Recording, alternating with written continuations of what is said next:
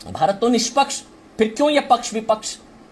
तारिक फतेह साहब मेरे साथ इस वक्त लाइव जुड़ चुके हैं, टोरंटो से मेरे साथ इस वक्त लाइव जुड़े हैं।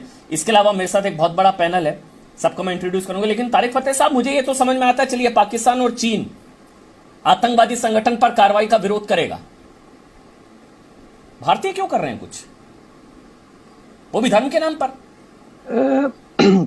कुछ धर्म के नाम पे, कुछ एक जनरल लेफ्ट विंग थॉट है कि इजराइल एक ऑक्यूपायर है और फलस्तीनी बेघर हैं।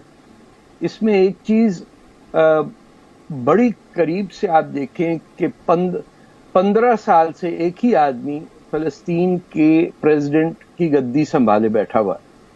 अबू माज़िन महमूद अब्बास को 5 साल के लिए किया था, 15 साल हो गए, वो अपनी गद्दी नहीं छोड़ा। इस साल वहां इलेक्शन होना था, अभी 2-3 महीने पहले सब तैयारी थी, कैंपेन हो रहा था। इस बैकग्राउंड के अंदर फिर वहां झगड़े फसाद शुरू हुए, जो जेरूसलम के अंदर मस्जिद अक्सा है और उसके पास झड़पें हुई, ये सब। लेकिन फंडामेंटल क्वेश्चन ये है कि जहां फलस्तीनियों को उनका हक है वहां पे भी डिक्टेटरशिप है।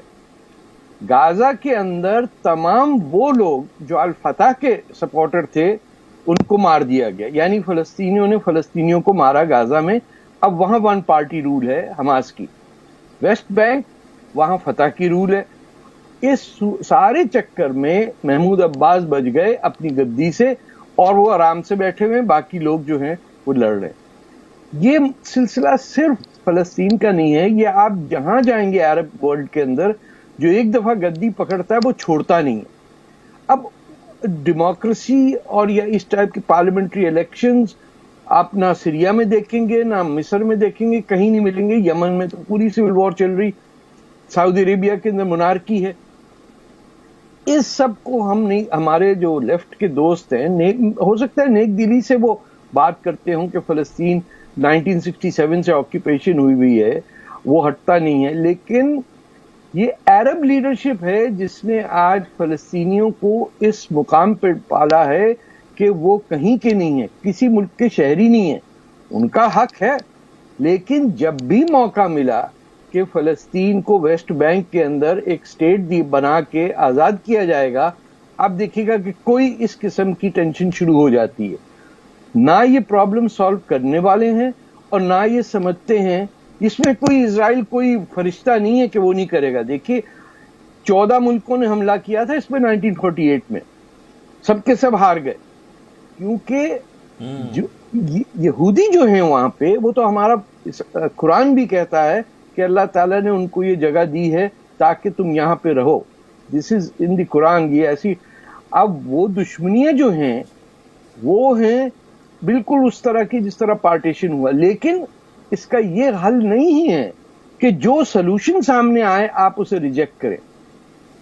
तो इसमें मैं ये समझता हूं कि महमूद अब्बास प्रेसिडेंट जो पैलेस्टीनियन अथॉरिटी, उनका बड़ा गंदा रोल रहा है, क्योंकि वो अपनी गद्दी संभालने के लिए उसने कोई 200-300 आदमी अब तक मरवा चुका है वो।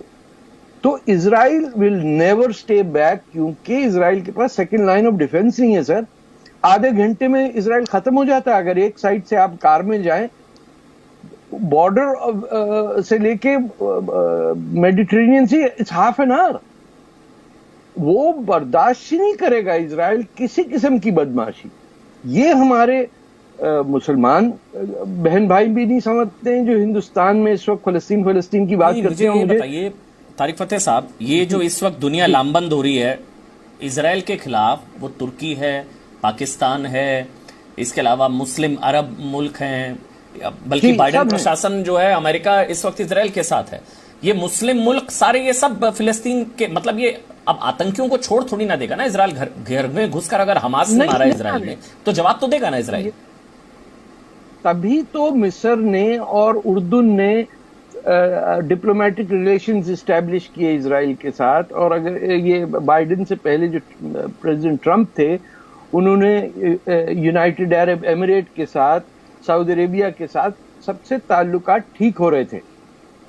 ये नोट करें, पिछले 1 साल में वहां माहौल ٹھنڈا ہو رہا تھا اور ڈپلومیسی چل رہی تھی، سوڈان تک نے ریکگنائز کر دیا اسرائیل کو، سب ہو رہا تھا کہ کسی صورت بغیر جنگ کیے، بغیر لوگ مرے ہوئے اس کا فائنل سلوشن ہو کہ فلسطینیوں کا بھی گھر کہاں پہ ہوگا.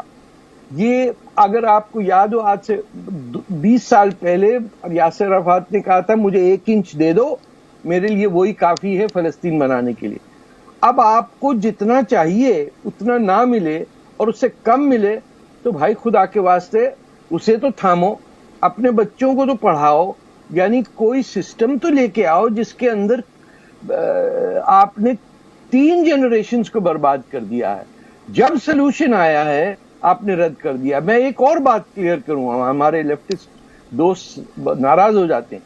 1967 تک تو یہ سارا علاقہ جارڈن کے پاس تھا نا، تو پھر اس وقت کیوں نہیں اس نے ریپبلک آف پیلسٹائن بنا دیا وہاں پہ؟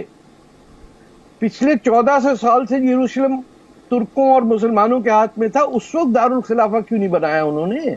سر ایک چیز ہے نا، آج جی میں تو بس ایک چیز اس کو بہت ہی بلیک اینڈ وائٹ طریقے سے اگر سمجھوں، جتنے لوگ ابھی اس وواد کو نہیں سمجھ پا رہے ہوں گے، کہ اگر آج یہ لوگ دھرم کے نام پر فلسطین کے ساتھ ہیں یا حماس کے ساتھ ہیں، آتنکوادی سنگٹھن پر کارروائی کے خلاف ہیں، ان لوگوں کو، یہ لیفٹسٹ کو چائنا نہیں دکھتا جو اوئگر مسلمانوں پر کیا کر رہا ہے؟